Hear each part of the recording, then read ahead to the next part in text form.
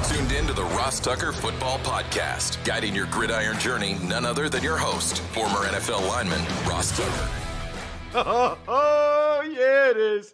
But it's not just any Ross Tucker Football Podcast. It is a Wisdom Wednesday, presented, of course, as always, by DraftKings. Love those dudes. Love Wisdom Wednesdays.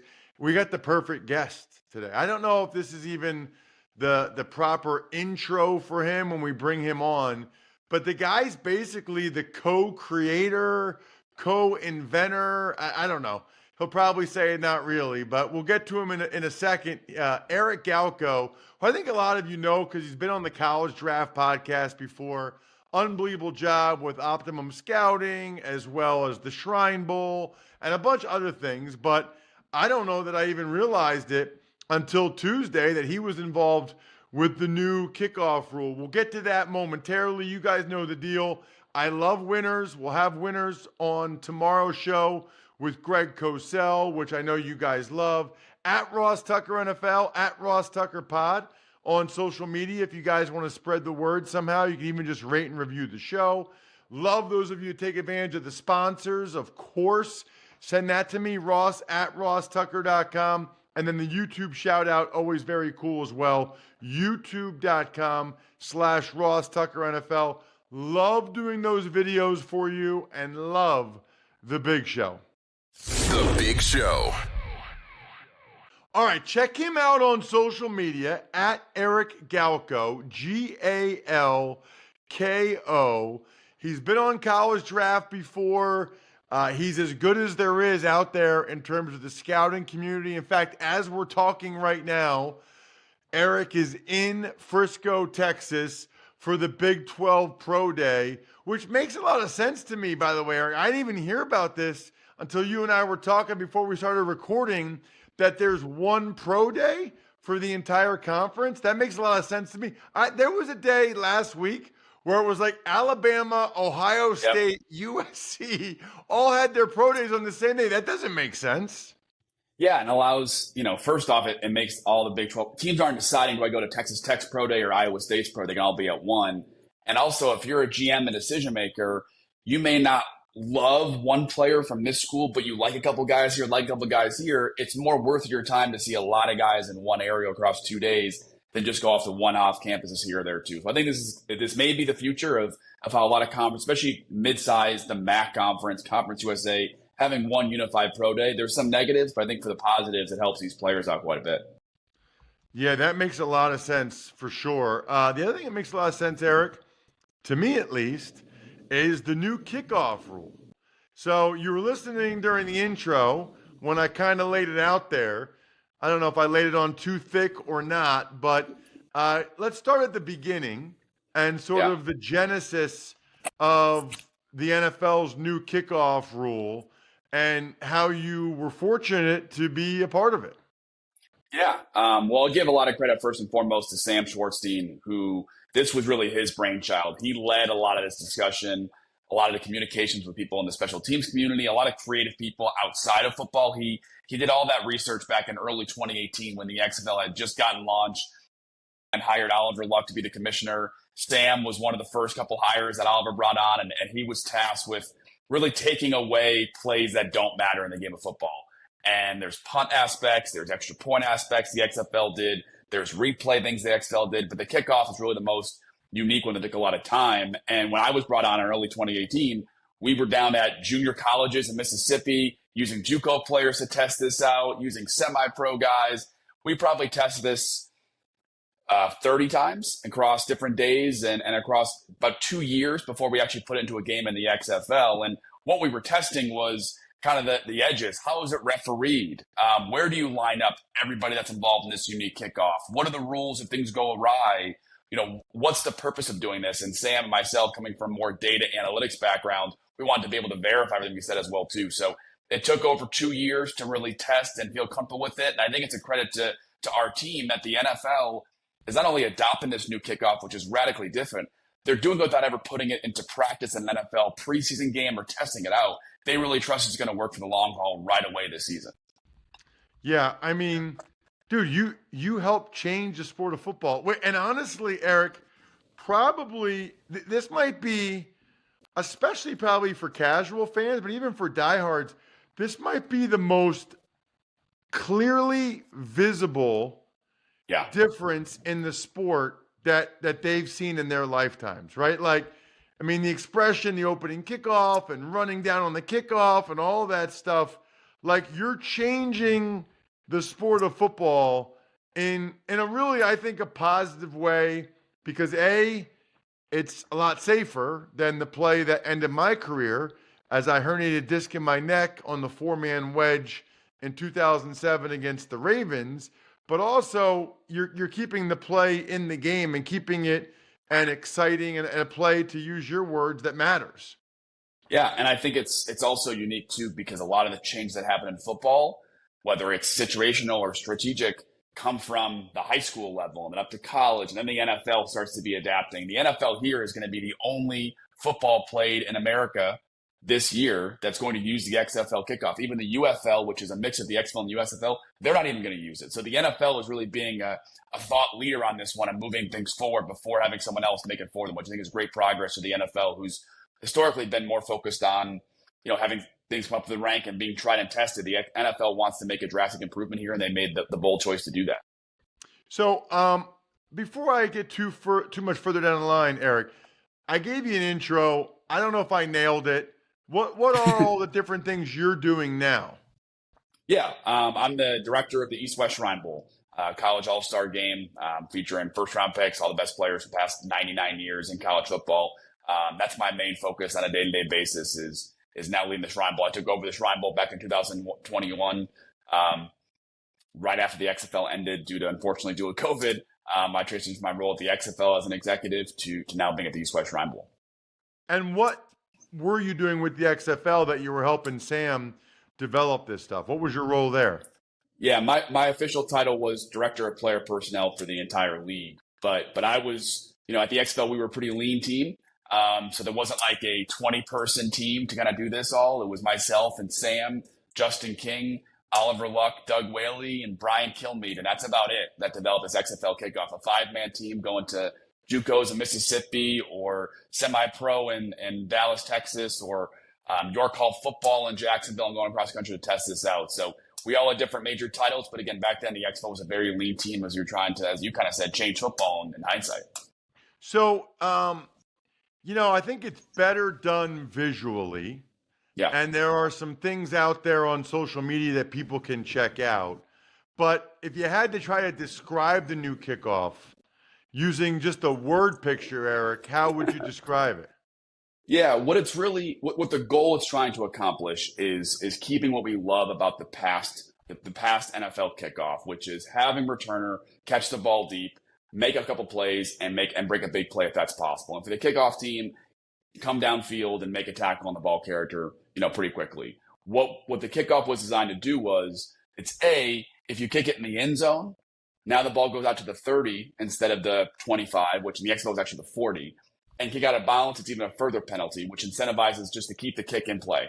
But secondly, forever it was the kickoff team was right next to the kick return team, and the kick return team would drop back 15, 20, 30 yards, create this wedge, stop, and try to hoard off people coming downfield at high velocity around the 30, 35-yard line. And now what we've done is saying, hey, let's make that collision point where someone's coming full force and someone's trying to pivot and turn and get upfield. And let's make that more close together. And then say, hey, when the returner catches the ball, those two parties, the kick return and the kickoff team, are going to meet around the 30, 35-yard line, and they can collide there, reducing injuries, but keeping the cool factor of the play involved. And the NFL is a little bit different of what we had in the XFL, but the crux of it is the kickoff team is lined up at about the 40-yard line, kick return to about the 35-yard line, and they're going to meet once the ball's caught, and the returner can run upfield after that. What are some of the things that teams should be considering in your mind, whether it is personnel, whether it is ways to return it, whether it's ways to kick it? Obviously, I saw your thread on social media, and I encourage people to check it out at Eric Galko because he kind of went through this. But for those of you that aren't on social media, Eric, just sort of the Yeah. considerations really for everybody involved. Yeah, I think one of the coolest things initially is the play goes from being relying on high velocity on the kickoff team and kind of more twitch reaction and just kind of like, hey, can this returner get through what's going to be a lot of collisions up front and then hopefully bounce free? It turns from more randomness to more of a run play in the run game, and it makes your offensive and defensive line, 5 yards apart, but really able to kind of do some really creative things. And I think we're going to see a lot of special teams coaches, run power, pulling guards in this play right across the field, or maybe running a zone scheme and having a preference there because the benefits you have there as well too. So I think it gives special teams coaches a little more creativity and not just saying, hey, how do we create our wedge? How do we create this play? But actually designing plays on a whiteboard and saying, hey, we're going to pull this. Our trick play is going to be this. So I think it gives special teams coaches a little more flexibility to be creative on an offensive or defensive standpoint. And it's going to make returners, I think, a little more focused on their vision, their ability to one cut and explode upfield. Because I kind of said on the thread, in the old kickoff, when there was a lane, it could be really big. And you want to have a guy as fast as possible to get through that lane and get upfield. Now the lanes are going to be a little bit smaller. But as an offense or as a kick return team, you'll be able to actually set those lanes up more like a running back going through a hole. So I think you'll see teams kind of shift from those speed demons as returners to more really running backs or Debo Samuel, Cordarrelle Patterson types who are receivers / running backs who have explosiveness, who can really make plays upfield. And then last but not least, to kind of counteract that, your blockers or the kick return team are going to be more like your tight ends, receivers, fullbacks in space on run plays, and therefore your defense, more linebackers and safeties. So those positions will kind of increase in value in the back end of NFL teams' rosters. Yeah, that was going to be one of my questions is just what position groups do you think teams will go heavier on? What body types do you think that they will now? It's interesting. I've noticed, Eric, it used to be back in the day, 5 or 6 guys were on the team just because of special teams. Right. It's not really like, now it's like 2 maybe. Like it's just, it's not really like that. They don't allocate as much as special teams. I wonder if that sort of if that pendulum swings back to having more guys on core special teams guys. And honestly, the way it's structured, it might be some of the same guys that are good as punt hold up guys or as, guys that release on punts. It's a more similar skill set to that, I think, than the old kickoff. So guys that are good at that might be good at both, the punt return and punt coverage. It's more similar now to the kick return and kick coverage. Yeah, I think for a while we talked about special teams aces in the draft or in the NFL that weren't returners. We really talk about gunners, right? That's the position that mattered because the kickoff was kind of taken out of the game for the most part, right? 90+% of kickoffs were kicked out of bounds or in the end zone. I think the last couple of years. So you really didn't need special teams aces for those type of plays where now you do, and now you do in a really unique way. Kickoffs on average, teams average between 5 and 6 kickoffs per game per team. So that's about 10, 11 plays that are now back in the game that weren't there just a year ago. By comparison, right, most teams run 5, 6, 7 red zone plays a game, right? So you're kind of adding a whole package of plays now back involved. And the smart teams that, Bill Belichick always known for his focus on special teams as well, and the third. Now, when you combine punt and kickoff, it truly is going to be a third again for these rosters. So you'll see a lot more teams focus on those gunner positions, which are usually receivers or corners and big body types. You'll have some of those. But again, you're going to want guys on your return team who are blockers, right? Tight ends, receivers who are willing and have shown a willingness to block, fullbacks that can block, running backs that can block, and then vice versa, safeties, corners, linebackers that can shed blocks. And I think you're going to have a lot of guys who can be really impact guys by making plays on kickoff. Because again, if you have a good linebacker or safety who can block shed, you're going to save yourself 5, 10, even 15 yards on a return on field position, which is super, super valuable. It's going to be a real play again, which means it's not going to be time to go grab some Labatt Blue Lights from your fridge and skip the kickoff. You're going to have to drink them during the commercial or grab it during the commercial. Always enjoy responsibly. Beer, Labatt USA, Buffalo, New York. What about the kick itself, Eric? Because I've already seen people suggesting, and I think It was Steve Fezzik, my co-host on my Even Money betting podcast. Based on the NFL's rules, I don't know if this was your rules as well, but based on the NFL rules, he thinks teams are going to teach kickers to try to line drive the ball into the end zone because that's an automatic touchback for and a 20-yard ball at the 20-yard line. Your thoughts on that? So it'll be at the 30-yard line if it's out of the end zone. So you are incentivized a little bit to say, hey, can we have these guys keep it in play a little bit? One of the downsides of a line drive kick is that the both teams don't move until the returner catches the ball. And a line drive kick, we've learned, at least the XFL, allowed the returner to get more of a head start upfield. Right? When the ball's high in the air, you got to time it and look at it and come down and catch it. More line drive plays, a returner who's smart and is trained in this can actually get a running start a little bit and get a huge advantage momentum-wise on defenders. So I think you'll see teams look at that. I think the NFL late made a change. I think it was going to be the 35-yard line.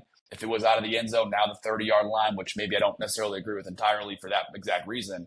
But I think overall, you'll see some teams, especially when teams later in the season really start to figure out how to return and how to score get big plays and be really creative when the offense kind of catches up to how this is all done. You'll see teams maybe kick out of the end zone and go at the 30-yard line. But again, hey, the average position now 5 yards up at the 30-yard line. That matters. You know how that goes. 5, 6, 7 yards early starting position saves you maybe a half a first down or a first down in your drive. So I think it'll be really intriguing how teams handle it. And my hunch is that teams are going to want to keep the ball in play and trust their kickoff team, because you can, the same token, if you have a good guy on kickoff and can get upfield and block shed, you can stop that play easily in a 20, 25-yard with a guy who's a good defender. Is the biggest negative, Eric, like just the no more surprise on sides? Is it, which by the way, it doesn't really happen that often anyway, but is that the biggest negative, you think? That's the only negative we learned, right?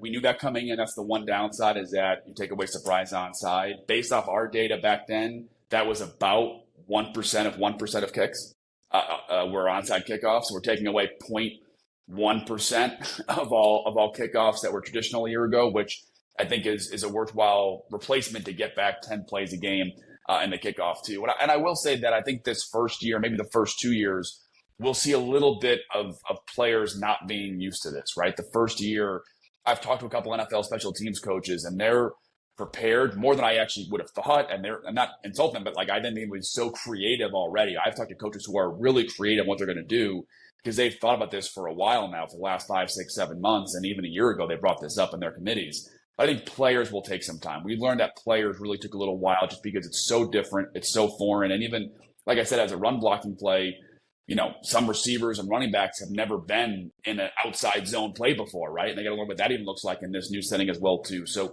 I think we'll see players be late to adapt. And then, again, the rookies coming into the NFL in the 2025 draft, they won't do this in college. It'll be new for them as well, too. So there'll be a learning curve, I think, the first 8, 9 games of the NFL season, and probably overall the first 2 years before it really, I think, blossoms into a play that could be truly a touchdown on any time it's kicked off. Last question, Eric. Give me your thoughts. Give me one thought on the draft. Just one thought on the draft that maybe people aren't talking enough about. Year of the quarterback, the O-line. Is there a position group? Is there something that jumps out to you specifically about the 2024 draft? A couple things. Number one, offensive linemen are going earlier than people think. It's a deep offensive line class, but teams are not going to pass on left tackles. You might see 6 go in the top 15, 16 picks, even with the quarterbacks there as well, too. But the other interesting wrinkle, too, is if I think what happens will be the top 4 picks will all be quarterbacks, don't be surprised if maybe only one quarterback goes at all on day 2 of the draft. We could have a delta where it's the top 4 picks and then maybe one until pick 100 on the day 3 of the NFL draft. So I think teams are saying, hey, if we can get our guy, let's move up. If not, maybe we'll wait until late day 2, early day 3 for a quarterback as well, too. So those Bo Nixes, Michael Penix, Spencer Rattlers, Devin Learys, and those guys, maybe day 2 picks other years. This year might be pushed to day 3. Wow. Very interesting stuff. Check him out on social media. As you can tell, he's all over it. He's fantastic. He's on the road. Still came on the show. Truly appreciate it. At Eric Galko, obviously a guy you need to follow. Eric, thank you so much for the time, man. Really appreciate it. Thanks, buddy. Man, you are not going to want to miss any part of the action for any of these games this year based on what Eric said. So you know what you need to do? get the Game Time app on your phone. I'm a gigantic fan of this. I love the seat views. You get a panoramic view from your seat in the app before you buy. The lowest price guarantee or Game Time credits you 110% of the difference. They've got flash deals, zone deals, last minute deals for those of you that like to go to shows or concerts. Obviously, there's March Madness is going on, the NCAA tournament. We've got the NFL schedule will be released soon. There's a lot going on. Take the guesswork out of buying tickets with Game Time. Download the Game Time app, create an account, and use code ROSS for $20 off your first purchase.